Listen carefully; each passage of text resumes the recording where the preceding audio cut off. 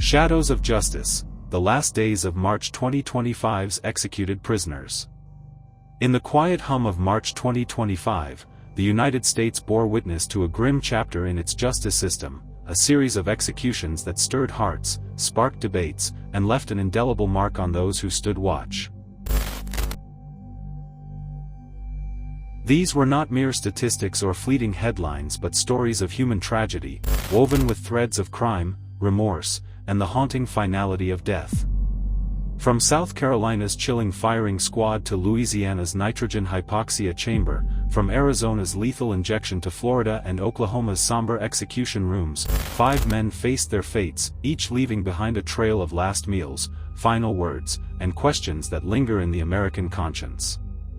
This is their story, a tapestry of darkness, redemption, and the complex weight of justice. Brad Keith Sigmund, the firing squad's echoes, the crime that shattered a family. In the early dawn of a South Carolina morning in 2001, Brad Keith Sigmund's obsession turned deadly. For 3 years, he and Rebecca Barber shared a life, their love a fragile thread stretched thin by time. When Rebecca chose to leave, moving back to her parents' home, Sigmund's world unraveled. His heart, once tethered to hers, twisted into something darker, a fixation that would lead to unspeakable horror. David and Gladys Lark, Rebecca's parents, were the kind of folks who filled their home with warmth, the kind who'd welcome you with a glass of sweet tea and a story. But on that fateful morning, their sanctuary became a slaughterhouse. Sigmund, armed with a baseball bat and a plan born of desperation, broke into their home. The air grew thick with terror as he swung the bat, each strike a brutal punctuation to his unraveling mind. David and Gladys fell, their lives extinguished under the relentless blows. When Rebecca returned, Sigmund was waiting, a stolen gun in his hand, his eyes wild with intent. He forced her into his car, his plan to flee to North Carolina a twisted bid to reclaim what he'd lost. But Rebecca, fueled by survival, leapt from the moving vehicle, bullets chasing her as she ran. She lived. Her parents did not. For 11 days, Sigmund was a ghost on the run, a manhunt trailing him like a shadow across state lines. Gatlinburg, Tennessee, became the stage for his capture, a small-town drama ending in handcuffs and extradition. By July 18, 2002, the courtroom in South Carolina was a crucible of grief and justice. The prosecution laid bare the evidence, the bloodied bat, Rebecca's testimony, the trail of violence. The jury's verdict was swift: death. As the gavel fell, Virginia Wooten, Sigmund's mother, collapsed in tears, her sobs a counterpoint to Rebecca's stoic silence. Sigmund stole one last glance at the woman he destroyed, then was led away, the weight of his fate sealed. The long wait on death row. For 23 years, Sigmund lived in the purgatory of death row, a place where time crawls and hope is a cruel mirage. His cell, a concrete box in South Carolina's execution facility, was both prison and confessional. Appeals came and went, each one a flicker of possibility snuffed out by the courts. The system, unyielding, marched toward March 7, 2025, when Sigmund would face a choice that would etch his name into history: lethal injection or the firing squad. South Carolina, struggling to secure lethal injection drugs, had resurrected the firing squad in 2022, a relic of a bygone era dusted off for modern use. The state spent $54,000 to build a chamber near the electric chair, a sterile room with bulletproof glass, a chair with a drainage system for blood, and a wall to shield the shooters' identities. Sigmund, haunted by reports of botched injections where inmates lingered in agony, chose the squad. His attorneys spoke of his fear, not of death, but of a slow, tortured end. The firing squad, they argued, promised swiftness, a cold efficiency that lethal injection could not guarantee. The last meal and final words. On the eve of his execution, Sigmund dreamed of camaraderie, requesting 3 buckets of Kentucky Fried Chicken's original recipe to share with his death row companions. The gesture, a fleeting nod to the bonds forged in confinement, was denied.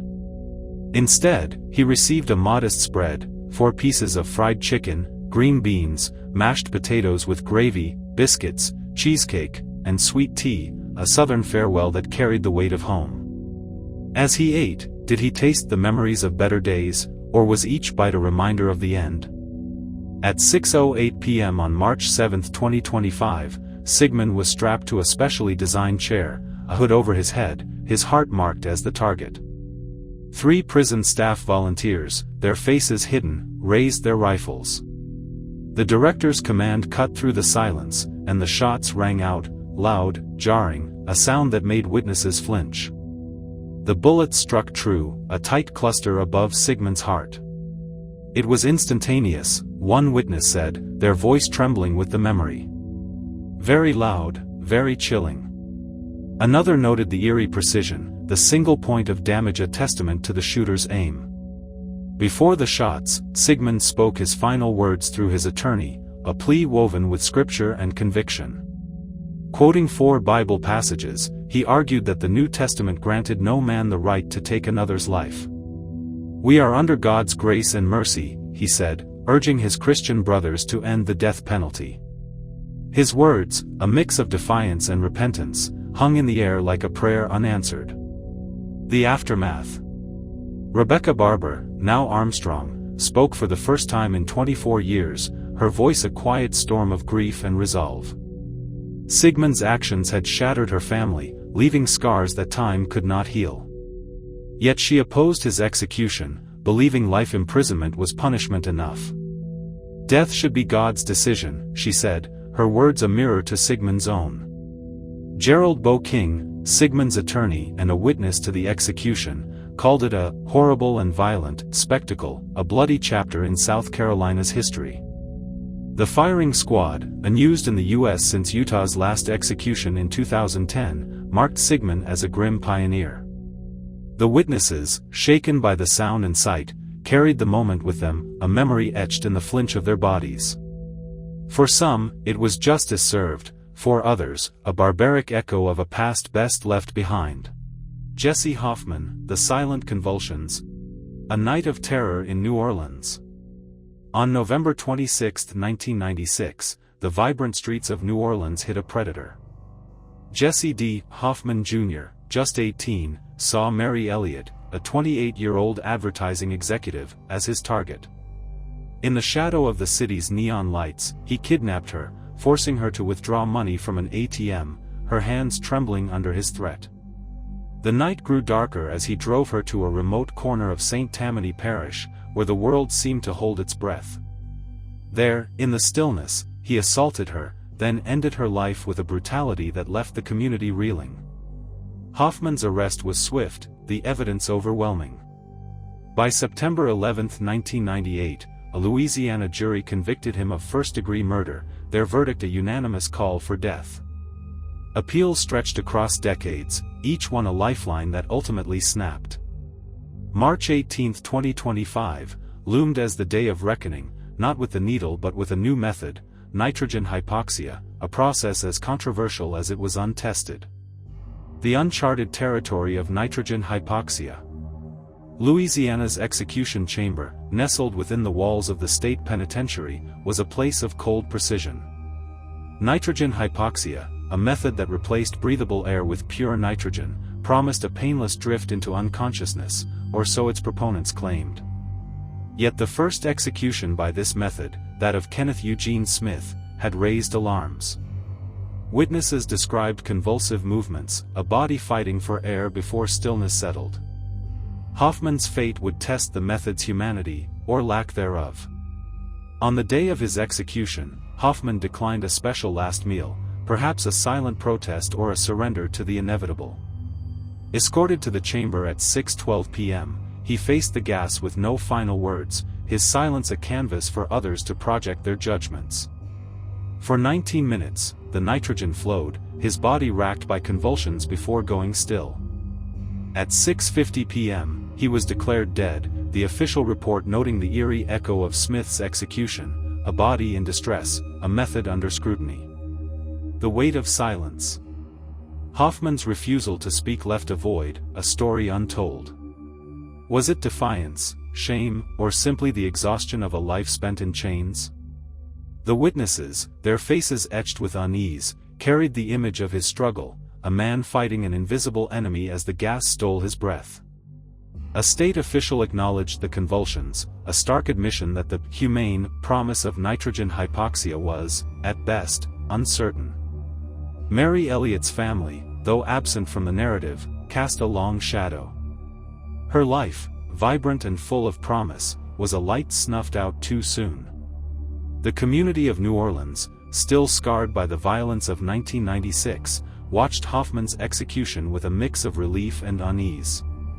Was this justice, or merely vengeance cloaked in procedure? A method under fire.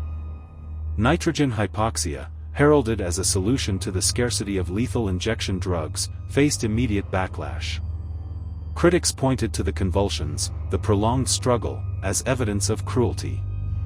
Supporters argued it was a necessary evolution, a step away from the botched injections of the past. Hoffman's death, like Smith's, became a flashpoint in the debate over how a nation executes its condemned, a debate that shows no sign of fading. Aaron Gunch's, The Desert's Final Shot. A betrayal in the desert. In the arid expanse of Mesa, Arizona, November 14, 2002, was a day of betrayal. Aaron Brian Gunch's, driven by a motive as murky as the desert horizon, lured Ted Price to his doom. Promising a ride to a bus station, Gunch's instead drove to a desolate stretch of the Beeline Highway. There, under the vast, uncaring sky, he fired 4 shots, each one a death knell for Price, a man whose only crime was trust. The aftermath was chaos. On January 15, 2003, a routine traffic stop turned deadly when Gunch's fired at an Arizona public safety officer, sparking a manhunt that mobilized over 50 law enforcement agents. Hiding in a barn in Wendon, he was captured the next day, his defiance no match for the law's reach. By 2004, he pleaded guilty, and in 2008, the gavel fell, death. A man who sought his end. Gunch's was an enigma, a man who seemed to court his own demise.